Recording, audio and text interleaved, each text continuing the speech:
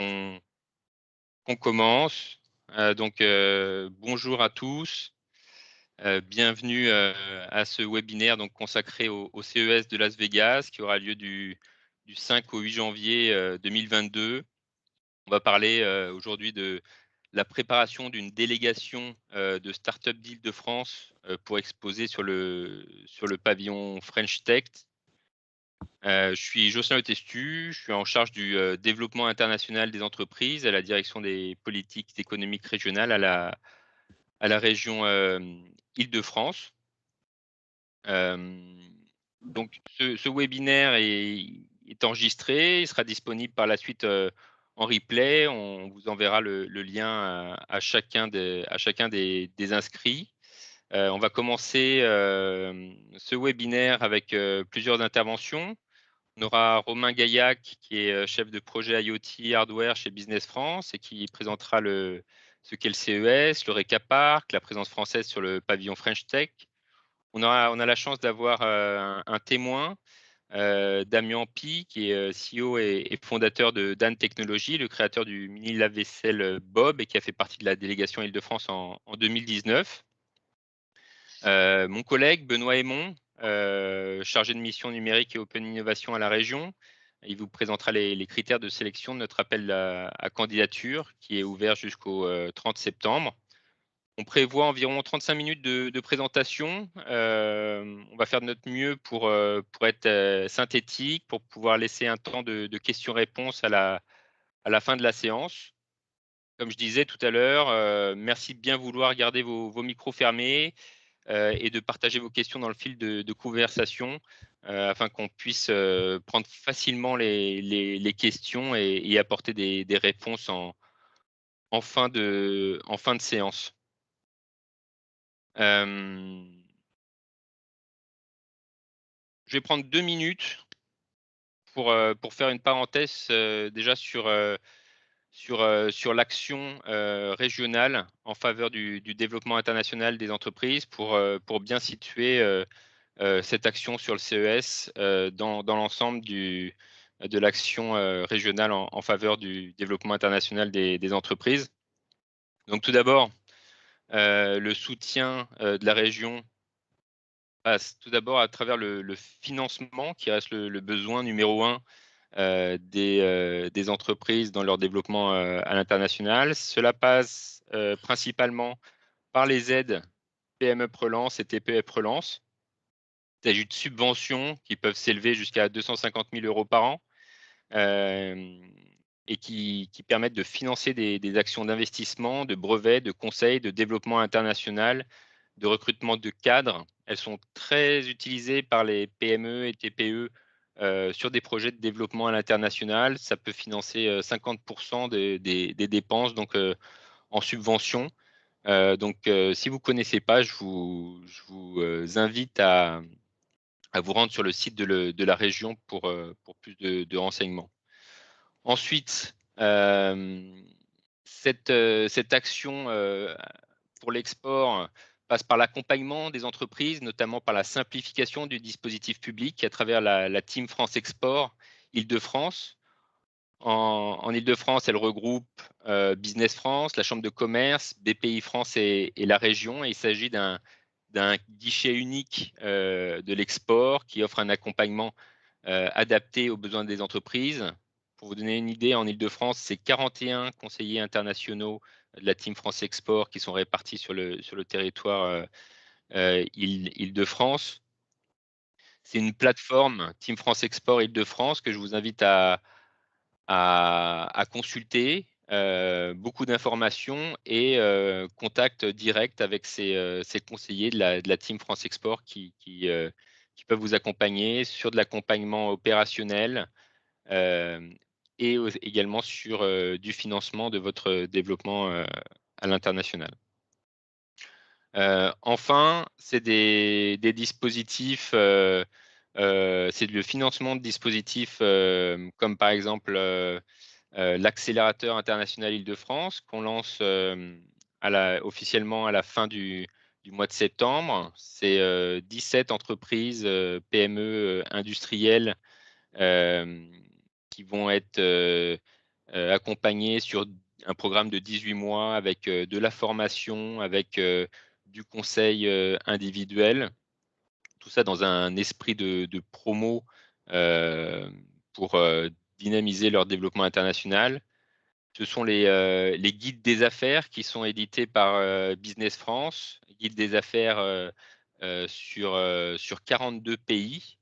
Et ces guides des affaires sont disponibles à la commande sur la plateforme Team France Export Île-de-France et gratuits pour les entreprises franciliennes financées par la région Île-de-France. Enfin, ce qui nous intéresse aujourd'hui, la participation au Consumer Electronics Show de Las Vegas, édition 2022. Le CES, c'est un événement de référence, une visibilité maximale à l'international. Donc la région Île-de-France travaille avec Business France, qui est l'opérateur du pavillon French Tech. Et pour cela, va préparer 16 startups franciliennes et les inviter à exposer sur le pavillon French Tech. Pour rentrer dans le vif du sujet, de ce qui nous intéresse aujourd'hui, je vais laisser la parole à Romain Gaillac de Business France, opérateur du pavillon France sur le CES.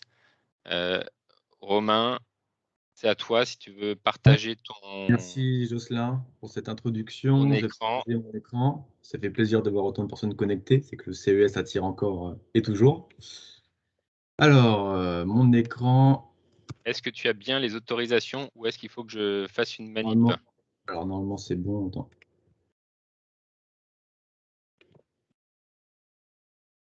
Tu me dis si tu vois mon écran, Pas encore. ça devrait arriver.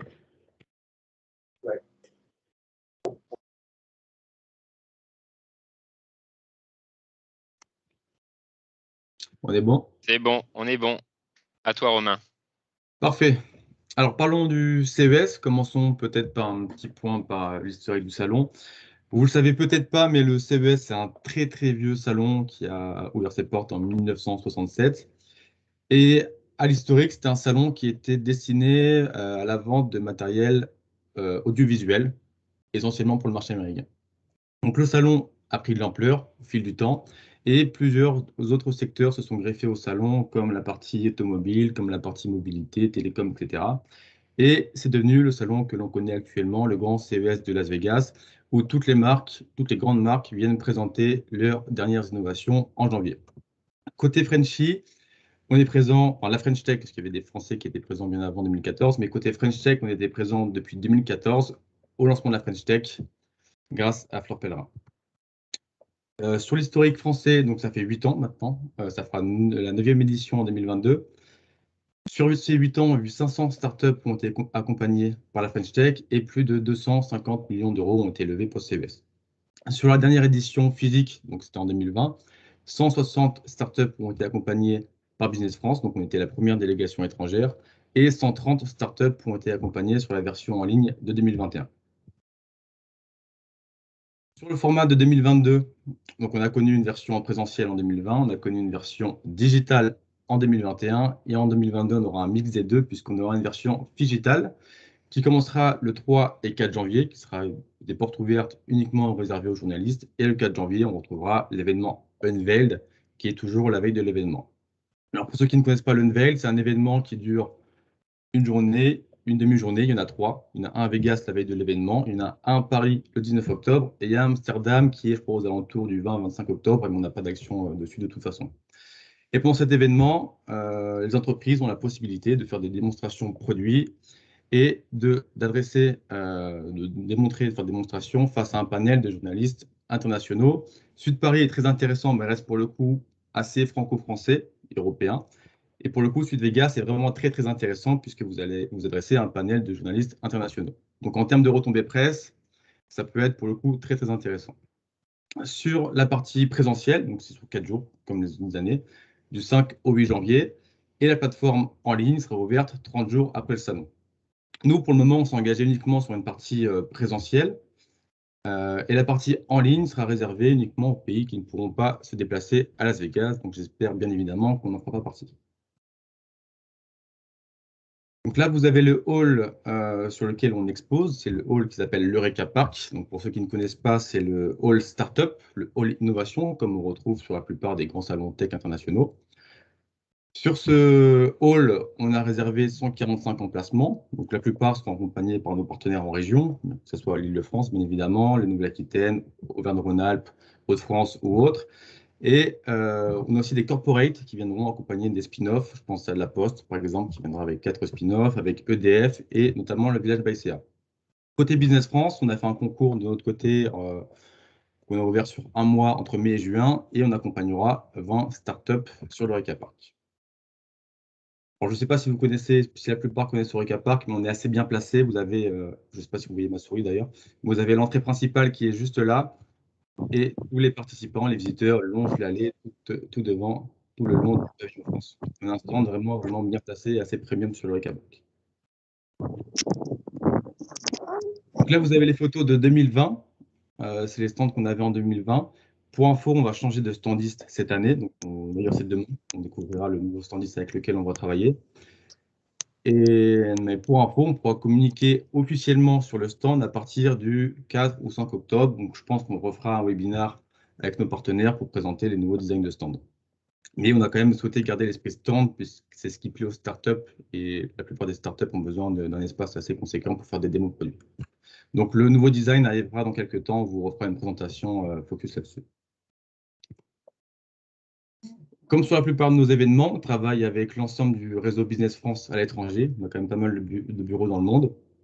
Et sur le CES, on travaille avec 8 bureaux qui sont forcément donc les États-Unis, Canada, mais aussi le Royaume-Uni, l'Allemagne, la Corée du Sud, Japon, Taïwan et Italie. Leur mission, ça va être de communiquer autour de la présence française, de transmettre les informations de la délégation Business France à leurs contacts en local et aussi d'inviter leur écosystème sur le Reka Park pour organiser des rencontres sur place ou en ligne. Leur cible, ça va être des grands comptes, notamment distributeurs, retailers, mais aussi journalistes et influenceurs. Sur l'offre que nous proposons à la région Île-de-France, mais aussi d'ailleurs à l'ensemble des régions, donc c'est une offre à 4 400 € hors taxe. Dans ce package est compris donc le stand clé en main sur le Reka Park, bien évidemment, une présence sur le catalogue French Tech qui sera distribué sur place et en ligne et qui fait référence toutes les entreprises françaises sur le pavillon France, un accès au coaching digital qui devrait commencer, si ça ne bouge pas d'ici là, le 2 novembre, pardon. Et pendant ce coaching, on parlera de plein de sujets comme la relation presse, relation distributeur, on parlera financement, industrialisation, bref, de plein de sujets. On est en train de finaliser le programme en interne et on vous le communiquera dès qu'il sera fini. Et pour la partie Internet, au lieu de passer par le Wi-Fi organisateur qui n'est pas très bon, on va pas se mentir, on passe cette fois-ci par des hotspots partagés qu'on partage entre 2 et 3 startups. Donc, si vous avez un produit qui demande une consommation Internet assez élevée, il faudra par contre passer par une connexion filaire pour assurer le coup. Toujours sur le package, mais sur sélection de dossier cette fois-ci, on propose des rencontres de grands comptes sur salon et ou en ligne avec nos bureaux Business France avec lesquels on travaille que je vous ai présenté juste avant. Donc, leur mission, eux, ils travaillent avec un ou plusieurs grands comptes. Ils vont avec ces grands comptes, comprendre les besoins de chacun pour espérer organiser des rendez-vous avec les startups qui répondent aux besoins des grands comptes. Donc, ça se fera sur sélection de dossiers, pareil. On organise également des rendez-vous experts pour optimiser la présence des entreprises sur le CES. Donc, ça sera fait par nos collègues américains. Ils vous contacteront 1 ou 2 mois avant l'événement. Et l'idée, c'est de faire une sorte de coaching personnalisé avec nos collègues et la startup pour un peu présenter le marché américain et donner des tips pour conquérir le marché. On organisera aussi pour la première fois cette année des Innovation Awards. Donc, vous avez d'un côté les awards organisés par les organisateurs. D'ailleurs, les dossiers de candidature, je crois, ont été clôturés le 10 septembre. Et côté Business France, on en mettra aussi en place, mais uniquement pour les startups du pavillon France et pour donner un peu plus de visibilité à 1, 2 ou 3 startups sur l'événement. Côté options, on propose également des rencontres acheteurs sur sélection de dossiers. Donc, ça revient aux rencontres que je vous ai présentées, mais c'est des travail un peu plus personnalisé fait avec nos bureaux. Donc, si vous avez des besoins spécifiques sur un pays précis, vous pourrez travailler avec notre bureau et cibler 10 contacts que notre bureau sera chargé de contacter pour organiser des rencontres sur le salon ou en ligne. On propose également en option des communiqués de presse individuels sur les États-Unis à 1 300 € hors taxe et un diagnostic communication qui est un conseil d'optimisation de support de communication, que ce soit sur les réseaux sociaux ou sur le site internet. Et c'est fait également par nos équipes en com aux USA. Pour l'agenda, on est déjà le 15 septembre, ça va arriver assez vite. La région de France a lancé son concours très récemment et devrait pouvoir communiquer, je pense, sur la délégation complète, mi-octobre, début octobre, tu me diras, Jocelyn, si je me trompe. Oui, c'est pour le 15 octobre. Le 15 octobre, très bien. Nous, on se retrouve donc le 19 octobre à l'Unveil Paris. On verra ça plus tard, mais si vous êtes intéressé par l'événement, on pourra vous mettre en relation avec les organisateurs. La partie coaching en ligne se fera en novembre. Donc, je ne l'ai peut-être pas précisé tout à l'heure, mais on l'étale sur 1 semaine et demie ou 2 pour éviter de faire des blogs de 7 heures sur 2 jours. C'est vrai que c'est un peu pesant et un peu long à suivre. Donc, on fait des blogs, des sessions de 1 heure et demie grand max par jour. C'est peut-être plus sympa et les gens peuvent piocher sur les sujets qui les intéressent. Courant novembre, décembre, ça sera tous les éléments de com qu'on devra recevoir pour l'envoyer aux standees, pour l'envoyer à la com, etc. Donc, je pense à tout ce qui est logo, visuel. Ah, on m'appelle, pardon. À tout ce qui est logo, visuel, fond de stand aussi, parce que vous aurez la possibilité d'afficher un visuel produit ou autre sur le stand Business France. Et ensuite, on se retrouve donc du 5 au 8 janvier prochain à Las Vegas. Ça ne passe plus, c'est bon. Petit point sanitaire, donc ça a été confirmé par la CTA. Il faudra être vacciné pour se rendre au CES. La petite contrainte, on le savait déjà, mais ça a été confirmé il n'y a pas longtemps. Le masque sera obligatoire dans le salon pour se balader dans les allées. Et ça n'a pas encore été confirmé, mais je pense qu'il y aura sûrement une certaine distanciation à respecter dans le salon. Alors, la bonne nouvelle du jour, c'est qu'en plus de la subvention régionale, vous pourrez l'accumuler avec le chèque relance export, qui vous permettra de diminuer vos coûts de prestation par 2, car le chèque relance prend en charge 50% dans la limite d'un plafond de 5 000 €. Donc, si je reprends l'exemple du package qui est à 4 400 €, si vous activez le chèque relance export, vous pourrez avoir accès au package à 2 200 €. Et en plus, si vous activez la subvention régionale, autant dire que le package ne coûtera pas grand-chose. Donc, c'est assez intéressant cette année de se rendre au CES. Voilà pour la présentation CES. On passera les questions après, Jocelyn, comme on a dit. Non, j'ai vu qu'il y avait une question Ah. concernant ta présentation, donc peut-être qu'on peut la prendre maintenant. C'est quelle est la taille de chaque stand? Alors, la taille de chaque stand, on serait sur du 6,65 m², précisément. Et est-ce que tu peux, merci beaucoup Romain, est-ce que tu peux, tu as des éléments aussi sur comment se présente le stand, l'ameublement? Est-ce que tu as… Bah, demain, comme je l'avais dit tout à l'heure, demain, Oui. on va nous présenter qui sera notre futur standiste. OK, très bien. Donc, on aura tous ces éléments d'aménagement, de personnalisation, je pense, dans la semaine qui suit. Et nous, on pourra vous la présenter officiellement à partir du 4 ou 5 octobre. J'espère que j'ai répondu à la question. Je pense. Merci beaucoup Romain. Je vais reprendre la main sur la présentation. Ouais, je te la redonne. Merci.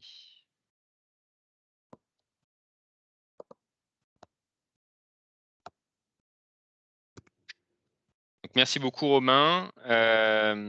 C'est le moment du retour d'expérience. Donc ceux qui ont exposé au CES sont sans doute les mieux placés pour vous en parler. Donc je remercie beaucoup Damien Pi, qui est CEO et fondateur de Dan Technologies, qui est le créateur du mini lave-vaisselle Bob, d'avoir répondu favorablement à notre invitation. Bonjour Damien. Bonjour, bonjour à toutes et à tous qui assistez au webinaire. Merci beaucoup pour l'invitation. Effectivement, nous on a eu la chance d'aller au CES 2 fois, en 2019 et 2020. D'ailleurs, c'était le seul salon avec l'IFAC qu'on a fait en 2020, c'était juste avant la pandémie. Et voilà, comme l'a rappelé Romain, c'est un salon en fait qui offre beaucoup d'opportunités en termes de relations presse, pour connaître son produit, rencontrer des acheteurs, etc. Alors, pour resituer un petit peu les choses, effectivement, nous, Demtech, on est l'entreprise qui est derrière la vaisselle Bob, alors que vous voyez là en photo et dont vous avez peut-être entendu parler. Et comme vous le savez sans doute, le CES, ça s'adresse, en tout cas à l'Oreca Park, à des startups qui sont assez early stage. Nous, on est allé au CES la première fois en 2019 avec un prototype du produit. Donc, c'est le produit, le prototype rouge et noir que vous voyez là. Et donc, en fait, il faut quand même bien le préparer parce que nous, pour la petite histoire, on l'a reçu, le prototype, il était en pièces. Donc, on a dû le remonter, le réparer là-bas aux États-Unis. Donc, il faut bien checker avant de s'y rendre toute la partie douanière et bien anticiper aussi que le prototype ne se retrouve pas coincé en douane et qu'on n'ait rien à exposer sur le stand. Ceci étant, donc nous, on y était allé avec la délégation Île-de-France la première année. Et ça a été extrêmement positif puisque au CES, on a rencontré des acheteurs internationaux pour notre produit. Alors pareil, il faut aller au CES quand le produit est suffisamment mature pour envisager une mise sur le marché d'ici un horizon d'1 an ou plus, parce que sinon après, ça commence à faire trop long, on va dire, pour garder la relation commerciale. Sur la partie relations presse, on a eu beaucoup de retombées, donc c'était très intéressant. Surtout qu'à l'époque, on sortait d'une période de précommande, donc c'était bien. On était aussi en période de levée de fonds. Et on avait rencontré, par exemple, au CES, un investisseur qui, au final, avait mis 200 000 euros d'investissement comité. Donc, c'était un investisseur français. Mais voilà, le CES, c'est l'opportunité aussi de rencontrer, on va dire, des cadres de grands groupes, des investisseurs qui font du scouting pour chercher des startups dans lesquelles investir. Donc, ça vaut le coup. Nous, on y était allés à 4, donc mon associé, moi-même, et les 2 premières personnes qui nous avaient rejointes à l'époque, donc Luc et Ellie. Donc, on y était allés toute la semaine. Donc, c'est un salon qui est assez fatigant. C'est pour ça que c'est bien d'y aller au moins à 2-3 pour pouvoir se relayer sur le stand, pouvoir faire aussi un petit peu de veille. C'est toujours intéressant de pouvoir voir ce qui se passe ailleurs dans le salon, puisqu'en dehors de l'Oreca Park, en fait, le CES, c'est quand même un très très gros salon. Puis voilà, sur la partie conseil, retour d'expérience que je peux donner. Clairement, voilà, par rapport à d'autres salons, le CES, du fait que c'est subventionné, ça reste très abordable.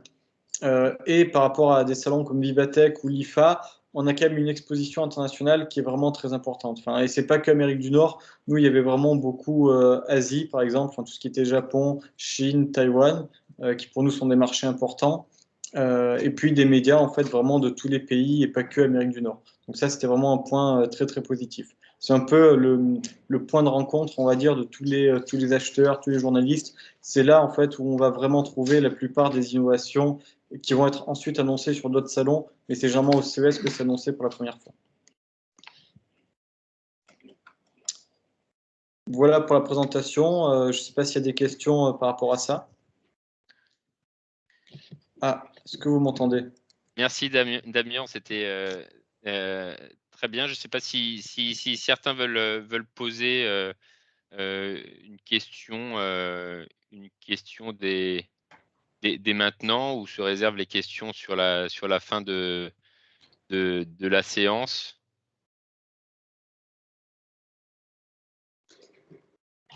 Ah, on a une question de Julie. Quel type de compte avez-vous ouvert après le CES? Alors de compte, c'est-à-dire? De clients, je pense. Nous, c'était surtout tout ce qui était investisseur et ensuite distributeur à l'étranger.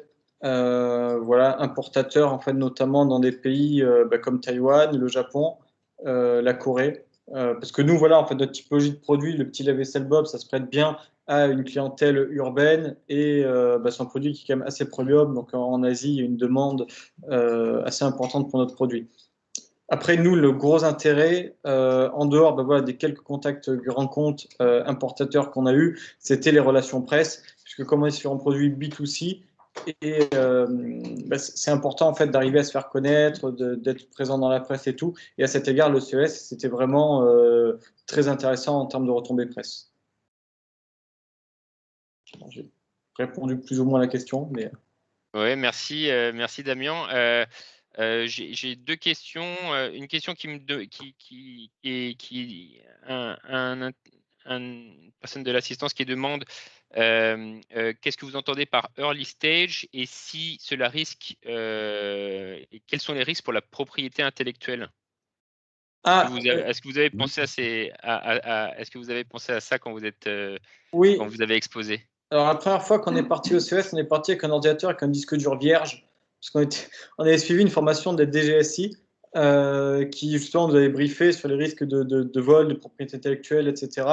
Globalement, tout ce qui n'est pas indispensable, il faut le laisser en France. Donc, pour le CES, il n'y a pas forcément besoin de beaucoup de données. Ensuite, tout ce qui est email et tout, bah, ça peut être accédé en ligne. Par exemple, si on a une webmail, nous, on avait tout qui était sur le cloud. Donc, en fait, on pouvait y aller avec un disque dur vierge. Après, bon, voilà, il faut quand même aller au CES uniquement après avoir déposé la propriété intellectuelle, surtout pas avant, évidemment. Mais ça, l'INPI ou même vos conseils juridiques doivent vous le dire. Il faut surtout jamais communiquer publiquement avant d'avoir tout déposé. Donc, nous, par exemple, on avait fait, alors c'était même au mois de décembre, on était allé un peu, on va dire, assez vite sur le sujet, mais parce qu'il fallait absolument le faire.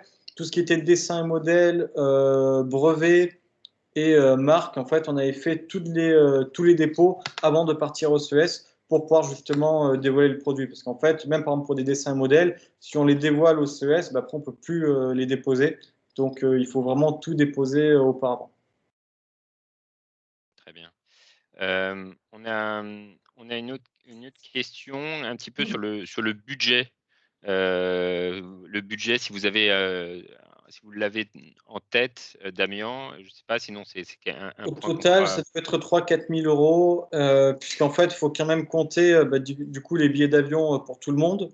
Ouais, Donc ça devient un petit peu plus. Enfin, à l'époque, je crois que c'était entre 600 et 800 euros les billets d'avion par personne. Ensuite, il faut prendre, bah, voilà, nous on a pris un Airbnb pour la semaine, ça avait dû coûter à peu près 1 000 euros. Bah, c'est une maison avec 4 chambres, quoi, qu'on avait loué. Et puis ensuite, il faut aussi prendre une voiture, hein, parce qu'aux États-Unis, sans voiture, c'est compliqué. Donc voilà, pour pouvoir transporter le matériel et puis même se déplacer. Bon, alors il y a tout ce qui est Uber et tout, mais honnêtement, aux États-Unis, sans voiture, c'est compliqué. Donc il faut quand même plutôt penser à prendre une voiture de location. Et nous, ce qu'on avait fait, c'est que quand on était arrivé à l'aéroport, on avait pris la voiture, on avait tout chargé dedans, les valises, le produit de démonstration, etc. Et ensuite, on avait tout mis au Airbnb. Donc oui, voilà, faut compter un budget de 4 000 à 5 000 euros tout compris pour la semaine, entre le transport, enfin les différents frais, la voiture, etc. Et le coût inhérent au stand, qui est, ben voilà, comme vous le disiez, de 4 400 euros à l'époque. Je pense que c'est à peu près pareil. Donc ça n'a pas trop changé. Aujourd'hui, il y a le chèque relance export. Donc ça, c'est bien. Donc ça peut sembler relativement cher quand on est early stage, on va dire, mais ça vaut vraiment le coup. Nous, clairement, c'était le premier gros salon qu'on a fait et aujourd'hui, on le regrette pas du tout. Ok, merci beaucoup, Damien. S'il y a d'autres questions, on les prendra à la fin de la séance. On va continuer avec, la présentation. Damien, vous pouvez rester avec nous jusqu'à la fin? Alors, je suis désolé, en fait, j'avais pas prévu de rester tout le long. Ok, pas de En tout cas, problème. merci beaucoup de m'avoir invité. Et puis, bah, voilà, j'enverrai avant de partir mes coordonnées dans le chat. S'il y en a qui ont Super. des questions particulières voilà, par rapport à notre industrie ou par rapport au CES, n'hésitez pas à nous contacter, je vous répondrai avec grand plaisir. Merci, très bonne journée, bon webinaire. Merci Merci Damien. beaucoup, Damien. Merci Merci Damien. beaucoup pour votre témoignage et à très bientôt. Donc, je vous propose de poursuivre et on prendra les questions, les questions à la fin de la présentation. Donc après ce témoignage, on va parler de la délégation de la région Île-de-France sur ce CES 2022. Donc cette année, la région Île-de-France a préempté un espace de 16 stands sur le pavillon French Tech. Donc 16 startups seront sélectionnées suite à l'appel à candidature qui est ouvert et qui est ouvert jusqu'au 30 septembre. Chaque entreprise sélectionnée disposera donc d'un stand sur le pavillon French Tech de l'Eureka Park, qui est équipé d'une connexion Internet, d'une alimentation électrique. Elle disposera d'une visibilité sur le catalogue French Tech, d'un coaching digital, d'une équipe dédiée pour vous accompagner dans la préparation du salon et sur place, et d'un financement de la région de 50% des frais de stand. Donc pour bien récapituler, cette année, donc, comme vous a présenté Romain, donc on a un coût de stand sur le pavillon French Tech qui est à 4 400 € hors taxe. La région vient en financement de 50% de ce coût pour les 16 startups sélectionnées. Et pour les 50% restants, vous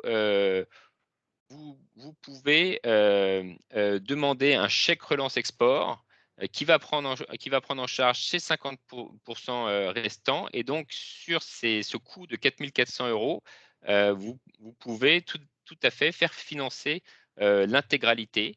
Et donc, restera à votre charge les coûts logistiques de vol, d'hôtel, de mobilité sur place et de restauration, bien entendu. Alors, comme l'a précisé Damien, c'est des coûts qui ne sont pas neutres, hein, de déplacement sur Las Vegas. On évalue à 2 000 500 € par personne. Et comme on vous a précisé, et ça c'est très important pour optimiser votre présence sur place. Et c'est un salon qui est épuisant. Donc on vous conseille vivement d'y aller à 3, minimum 2. Mais viser 3 personnes sur ce salon.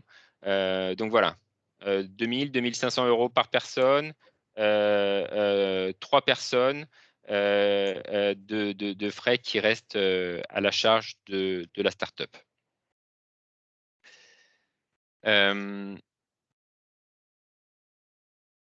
va passer aux critères de sélection. Je passe désormais la main à mon collègue Benoît Aymon,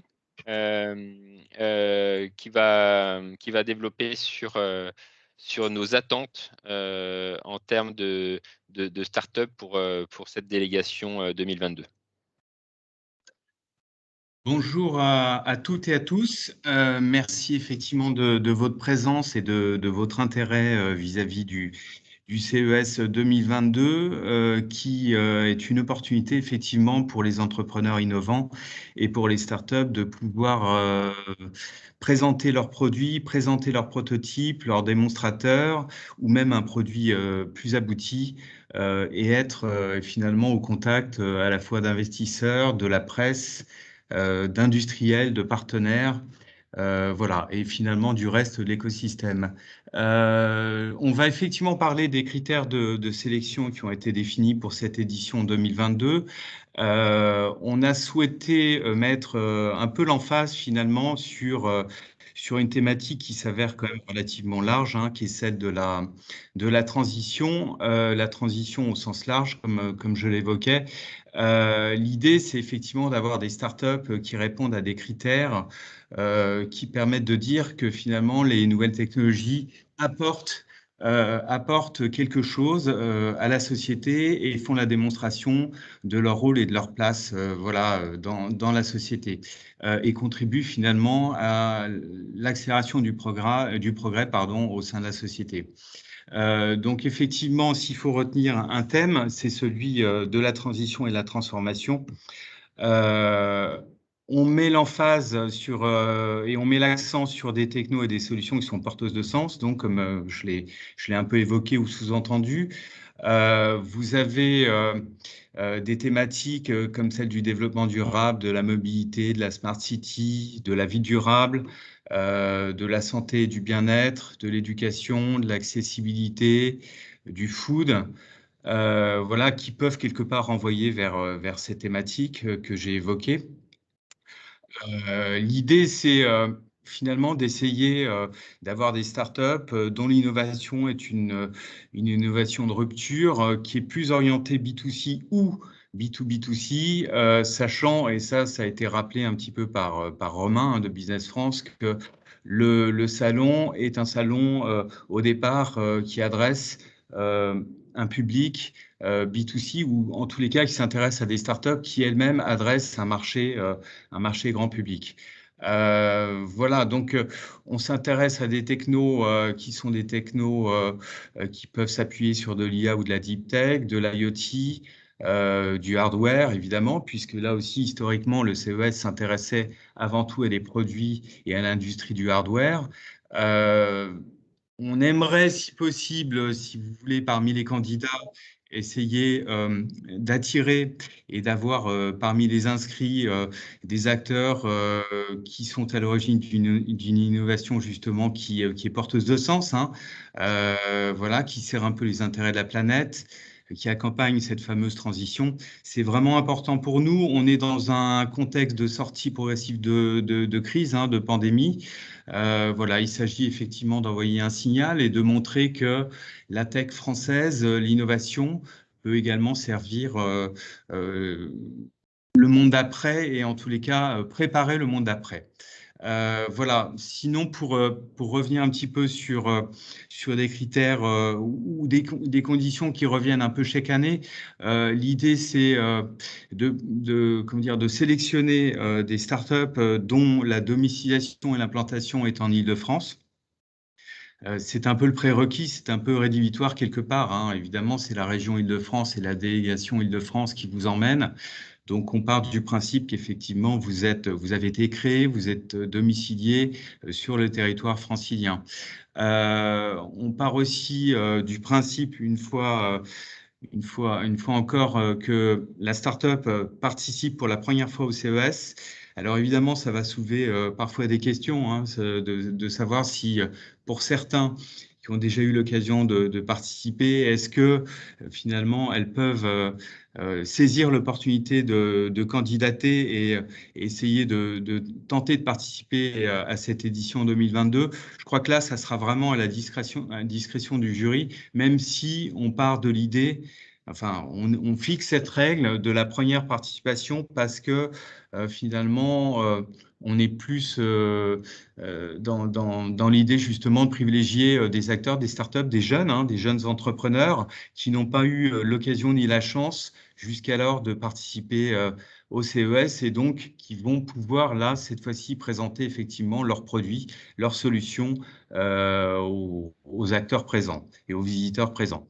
Voilà, il faut savoir également, et là c'est plus une règle qui a été définie par le CES et par le CTIA, l'organisateur du CES, que le produit doit avoir moins de 2 ans et doit avoir été lancé en fait après le 1er janvier 2020. Et enfin, il faut, alors après ça va dépendre évidemment des candidats et des startups, hein, et du marché ou l'univers dans lequel vous placez ou de la solution que vous avez à proposer, mais c'est vrai que le produit doit a priori être présenté physiquement. Là, on en revient toujours à l'historique et au positionnement du salon. C'est vrai que si vous avez un démonstrateur ou un prototype à présenter, ça permet de mettre un peu en perspective par des usages qui apparaissent évidemment plus concrets. Et ça vous permet également de montrer un peu la finalité du produit de manière plus directe. Voilà, donc, et de pouvoir quelque part un peu aussi traduire les bénéfices que l'utilisateur peut tirer finalement de votre solution, de votre produit. Donc, on insiste un peu sur cet aspect-là du démonstrateur ou du prototype qui permet, à mon avis, effectivement, d'être un peu plus efficient dans sa présentation. J'ai juste un point sur ce qu'on appelle les innovations qui ne sont pas aboutis ou qui n'apparaissent pas très utiles, du type un peu de gadget. C'est vrai que, et ça apparaissait en fait dans l'appel à candidature qu'on a lancé là très récemment, cette année, et tout particulièrement là dans ce contexte et tenant compte finalement de la thématique qui a été choisie, on ne retiendra pas des produits ou des solutions qui apparaissent comme des gadgets. Voilà, c'est un peu le parti pris, c'est un peu en tous les cas la décision qui a été prise, que de privilégier des solutions utiles, voilà, qui sont porteuses de sens et qui peuvent finalement contribuer à cette transition. Voilà, Merci, après, je laisserai merci. évidemment tous les participants poser leurs questions, mais j'ai essayé quelque part de résumer. Je n'ai pas parlé de l'aspect international qui a été évoqué par ailleurs, mais il est vrai que si vous avez une velléité ou une ambition de développement ou d'accélération à l'international, vous correspondez, enfin, vous répondez complètement aux critères qu'on a définis et finalement à ce qui est généralement défini pour un CES. Merci beaucoup, Benoît. On a quelques questions là, pas mal sur les mêmes thèmes. Je pense qu'il y a partiellement répondu. Deux choses, c'est les startups qui proposent des solutions B2B, dont des solutions B2B qui peuvent avoir un impact positif, donc quid, et également des startups qui proposent des solutions software, par exemple en mode SaaS, donc qui ont pas forcément de démonstrateurs, de prototypes de hardware à présenter. Quid de ces entreprises? Alors, ces entreprises peuvent très bien candidater effectivement et répondre à l'appel qu'on vient de lancer.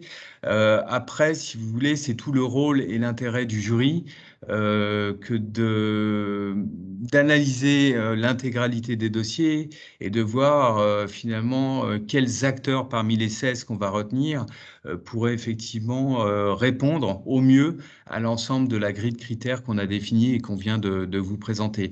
Alors, ce dont tu as parlé, là, Jocelyn, et qui fait suite à une question et qui renvoie justement vers un type d'acteur qui est plus positionné sur du software versus hardware, n'est pas rédhibitoire, n'est pas une condition bloquante quelque part. Il y a beaucoup d'acteurs et beaucoup de startups qui sont éditrices quelque part de solutions, hein, qui ont une solution software à présenter ou à lancer sur le marché ou déjà présentes sur le marché, qui ont participé à des éditions passées du CES. Donc, je pars du principe que ça n'est pas bloquant et qu'il faut effectivement regarder le dossier et l'étudier en profondeur et une fois encore avoir l'ensemble des dossiers en tête pour finalement constituer une promotion qui soit relativement cohérente et bien équilibrée. Donc voilà, j'espère avoir répondu. Après, il y avait une autre question, Jocelyn, que j'ai oubliée. Le B2B. Alors le B2B, une fois de plus, hein, c'est vrai que c'était pas dans la philosophie, le positionnement du salon au départ, mais vous avez beaucoup d'acteurs, et je pense que Romain pourra également en parler, qui sont nativement sur le marché B2B et qui sont exposants. Après, c'est vrai que j'aurais tendance à répondre qu'il vaut mieux essayer d'avoir dans cette promotion qu'on va constituer des acteurs qui sont à la fois B2B et B2B2C, enfin B2B2C, pardon. À savoir que les startups dont on parle adressent une clientèle business qui elle-même s'adresse à un consommateur final et donc au grand public. Donc, c'est quelque part un petit peu la priorité qu'on peut se donner, mais on n'exclut pas pour autant, effectivement, des startups ou des acteurs qui sont nativement sur le marché B2B. Une fois encore, il s'agit d'étudier vraiment en profondeur le dossier et voilà, la candidature de chacun. Si je peux me permettre, pour rebondir sur la partie B2B, c'est vrai que le nom du salon peut porter à confusion, Consumer Electronics Show. Mais c'est vrai que depuis quelques années, il y a quand même pas mal on accompagne pas mal de startups B2B. Et même l'année dernière, sur les grandes thématiques CES, il y avait plusieurs secteurs représentés. Il y avait la mobilité, il y avait la partie Smart City, cybersécurité, etc. Donc le B2B a tendance à prendre de plus en plus de place sur le CES et notamment sur le Reka Park. Voilà, bah, ça répond et ça complète finalement la réponse. Merci beaucoup à tous les deux. On a encore des questions. Je propose juste qu'on termine la présentation. Il y en a vraiment pour 1 minute. Et puis, on prendra la suite des questions. Benoît, Romain, je vous invite à regarder un petit peu les questions qui sont dans le fil de conversation pour apporter des réponses juste après la fin de la présentation. Donc, l'appel à candidature, comment candidater? Donc, comme vous avez compris, on a ouvert un appel à candidature qui est ouvert jusqu'au 30 septembre 2021. Donc, on vous invite vraiment à aller candidater en ligne et ne pas attendre la fin du mois. Si vous êtes prêt aujourd'hui, n'hésitez pas à aller candidater. Nous, ça nous aidera aussi sur la gestion des dossiers. Donc, vous pouvez candidater dès maintenant. Les liens pour candidater sont disponibles dans l'invitation que vous aviez reçue. Autrement, vous pouvez aller simplement sur le site de la région, donc île-de-france.fr. Je vais vous montrer.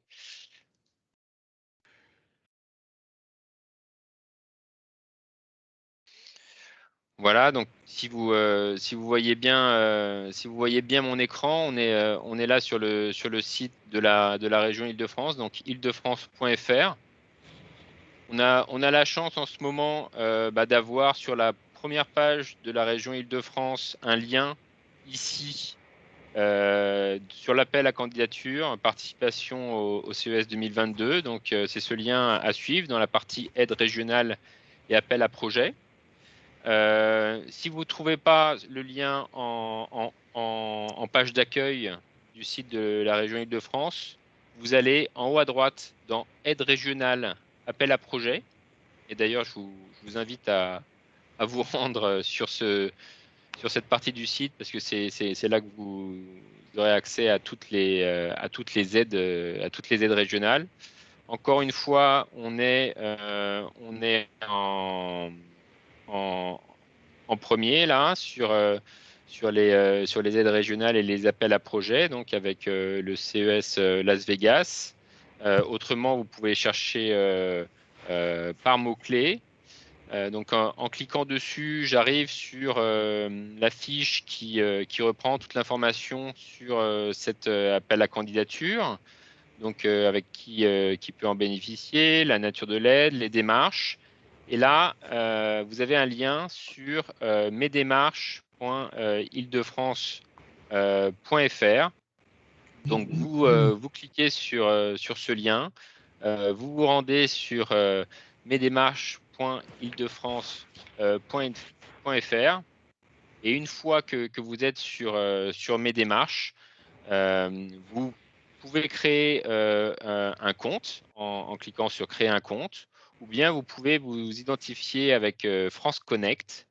Une fois que vous êtes rentré sur la plateforme, vous cliquerez ensuite sur déposer une demande d'aide et vous sélectionnerez le téléservice qui est intitulé Participation au CES 2022 Consumer Electronics Show. Voilà. Je reviens à ma présentation.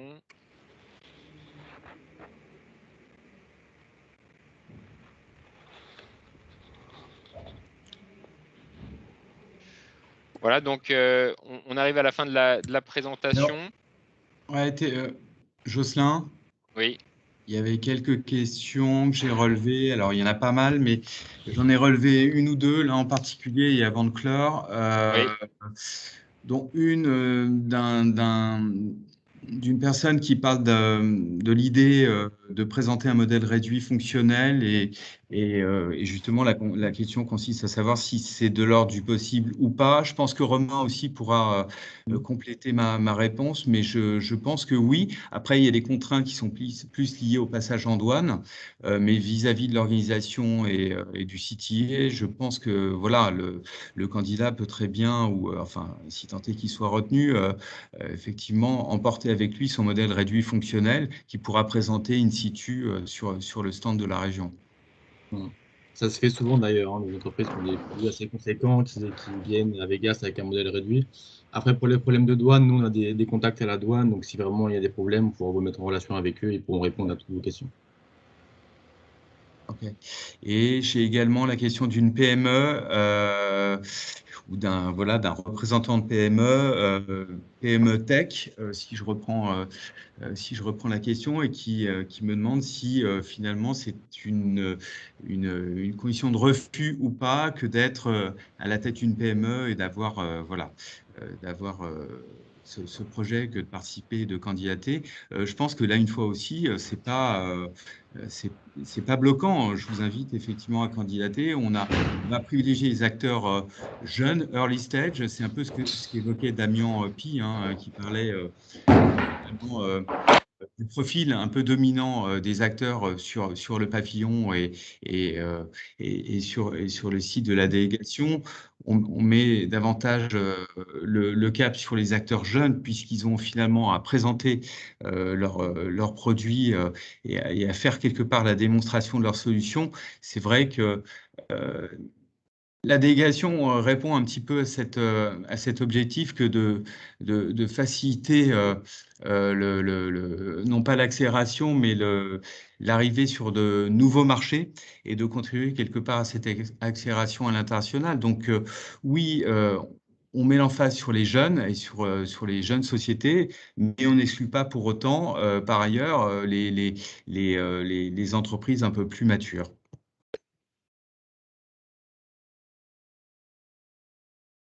Merci, merci Benoît. Une autre question aussi. Nous avons une innovation forte qui répond à tous les critères, semble-t-il, mais nous l'avons fait à partir d'une société qui existe depuis plus de 10 ans. Mais le brevet sur leur innovation vient d'être déposé cette année en août. C'est pas bloquant? Non? Non. Non, il n'y a pas de blocage là-dessus. Le critère le plus important, je dirais, c'est que cette innovation se produit en moins de 2 ans. N'est-ce pas, Benoît? Oui, tout à fait. On a une question sur les nationalités rencontrées sur le stand, principalement français, anglophones ou autres. Bon, oui, sur le Recapark, il y a énormément de Français. Il y a même des Français qui viennent à Vegas pour rencontrer beaucoup de Français. Donc ça, c'est un comble. Mais en termes de nationalité, on retrouve vraiment tout. Il y a énormément d'Américains, bien évidemment, beaucoup d'Asiatiques, beaucoup de Coréens, de Japonais, de Chinois. Je ne sais pas, par contre, si les Chinois pourront être présents en 2022. Ça m'étonnerait. C'est pas bien parti en tout cas. Mais je pense que cette année, en tout cas en 2022, ça restera un CES très américain, très européen. J'espère que nos amis japonais et coréens pourront faire le déplacement à Vegas. On a une question sur l'IA et la data en tant que thématique ou en tant que techno. Je pense que là aussi, ça renvoie un petit peu aux éditions passées, mais l'IA, oui, on a cité parmi les technos là l'IA et la deep tech. On peut très bien imaginer effectivement que des startups qui ont une solution à base d'IA soient présentes. Ça l'a été lors des éditions passées. Vous avez pas mal d'acteurs comme ça. Il y a même je crois même la région avait également emmené un ensemble de startups sur cette thématique. Je ne sais pas si tu as l'historique, Jocelyn, mais voilà, oui, c'est tout à fait Tout à fait envisageable. sur 2019, oui. Ouais. Absolument. Alors, qu'est-ce qu'on a d'autre comme question?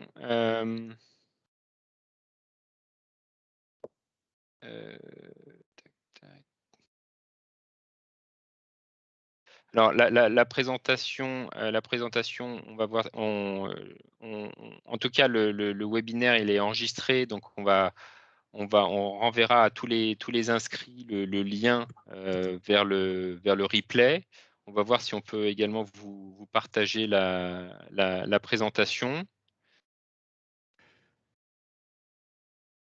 Est-ce que la startup doit être obligatoirement créée pour candidater? Là, je pense que oui, hein, je ne me trompe pas, Benoît et Romain. Ça, c'est une condition Les dépôts sine qua non. doivent avoir été, les statuts, pardon, doivent avoir été déposés, ouais, tout à fait. Avec une domiciliation en Ile-de-France, comme je l'évoquais. Alors, le dossier de candidature et le contenu du dossier, là, je crois que Jocelyn a fait une introduction permettant de voir un petit peu comment il fallait procéder pour candidater. Vous avez quelques questions qui reprennent un petit peu les points et les critères qui ont été développés lors de ce webinaire. Donc, voilà. Et puis, des questions plus liées à l'existence de votre société. Voilà. Mais je pense que le dossier de candidature est assez classique. On demande aussi des présentations, Benoît, à joindre. On demande des présentations, des documents de présentation à joindre à la… présentation, si possible, oui, qui permettent d'aller un petit peu au-delà des questions qui sont posées, qui restent assez simples. Hein. Mais si vous avez une présentation qui permet d'illustrer, qui montre un petit peu, qui met en situation le produit, voilà, qui vous situe aussi par rapport à votre marché, enfin, qui expose un petit peu la stratégie et qui vous situe, ça sera effectivement intéressant pour nous et ça nous donnera des éléments complémentaires qui faciliteront l'analyse voilà, du dossier.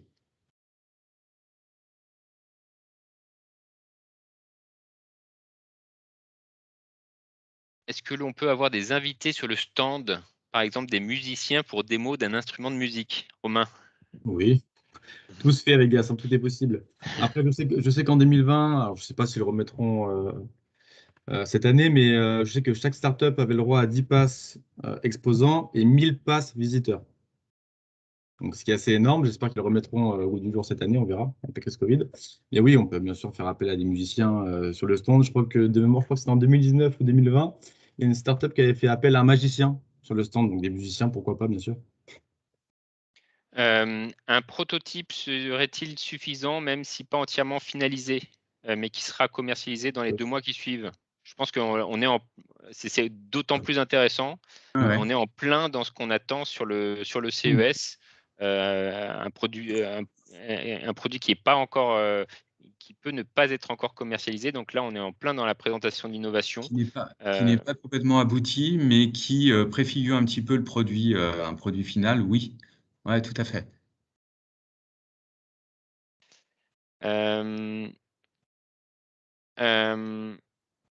Alors, il y a une…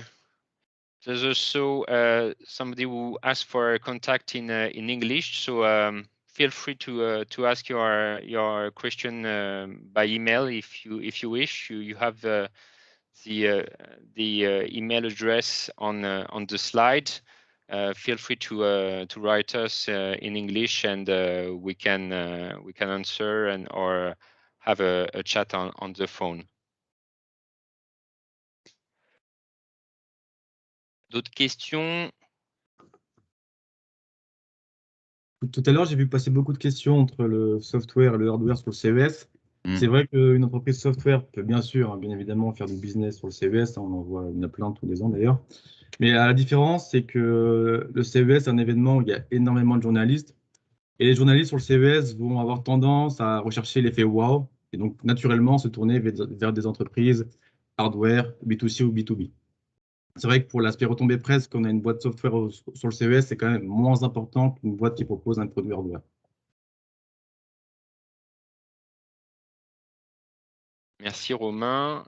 Après, Romain, je vais rebondir. Ça dépend un petit peu des attentes de la startup. Hein. La startup peut être intéressée effectivement par des retombées médias, comme tu l'évoques, et c'était un peu le point de Damien en particulier. Hein. Ça faisait partie de ses attentes. Après, tu as aussi des startups qui ont pas forcément, qui peuvent être plus intéressées de rechercher des distributeurs, des partenaires, des investisseurs, et auquel cas, le fait d'être dans le soft par opposition au hard n'est pas bloquant, enfin n'est pas un frein en tous les cas pour pouvoir exposer et être au contact de ces différentes typologies d'acteurs. Bien sûr, tout dépend de l'objectif de la startup, bien sûr. Voilà. Ok, est-ce qu'on a d'autres questions ou est-ce qu'on Alors, a il faut été… peut-être insister, Jocelyn, tu l'as évoqué sur cette dernière slide, je crois. On a des dates d'appel à candidature qui sont assez courtes, une échéance qui se rapproche. Nous sommes le 15, l'appel à candidature se clôt le 30 septembre. Donc, j'invite tous ceux qui sont présents et intéressés à s'inscrire assez rapidement, en fait, puisque voilà, l'échéance est assez rapprochée. Jocelyn, si tu veux rebondir là-dessus, on est Ouais, quand on a, même une- assez on a, on a, une connus. quin- on a déjà une quinzaine de candidats qui ont déposé leur candidature. On en attend pas mal d'autres. N'hésitez pas à candidater dès que vous pouvez. Comme je vous disais, nous derrière, pour gérer les candidatures, ça nous fera gagner du temps, ça fera gagner du temps au jury et pour pouvoir avoir une sélection finale le plus rapidement possible.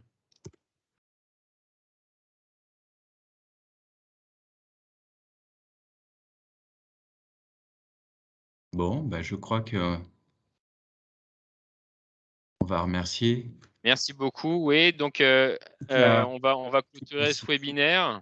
Donc tout d'abord, merci beaucoup à tous les participants. J'en vois certains qui nous remercient, qui disent qu'ils vont candidater. Donc on est super heureux.